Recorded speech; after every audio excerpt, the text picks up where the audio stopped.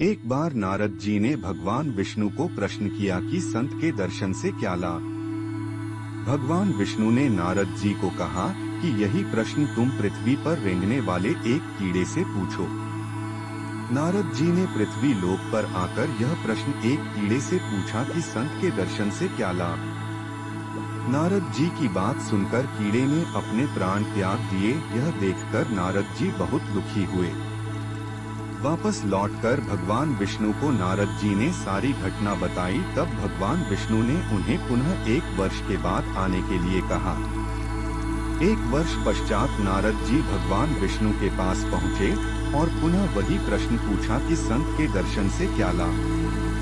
तब भगवान विष्णु ने नारद जी को कहा कि मानसरोवर में एक हंस है, यह प्रश्न तुम उसे जाकर पूछो। भगवान विष्णु की आज्ञा लेकर नारद जी पृथ्वी लोक पर आए और मानसरोवर में स्नान कर रहे उसे हंस से पूछा कि संत के दर्शन से क्या लाभ। हंस ने नारद जी की ओर देखा और पंख फड़फड़ाकर अपने प्राण त्याग दिए। नारद जी बहुत दुखी हुए और व्यथित मन से लौटकर भगवान विष्णु को इस घटना के बारे में बता दिया।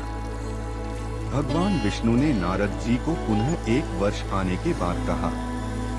1 वर्ष पश्चात नारद जी विष्णु जी के पास पहुँचे और अपना प्रश्न दोहराया कि संत के दर्शन से क्या लाभ। इस बार भगवान विष्णु ने नारद जी को कहा कि पृथ्वी लोक पर जाकर एक राजा के घर में अभी एक बालक का जन्म हुआ है, यह प्रश्न तुम उसे जाकर पूछो। नारद जी ने राजमहल पहुंचकर राजा को कहा कि वह बालक से कुछ वार्तालाप करना चाहते हैं। राजा ने कहा कि बालक का तो अभी जन्म हुआ है, भला वह आपसे वार्तालाप कैसे कर सकता है। परंतु नारद जी की हट के आगे राजा को उनकी बात माननी पड़ी। नारद जी ने नवजात शिशु बालक से पूछा कि संत के दर्शन से क्या लाभ।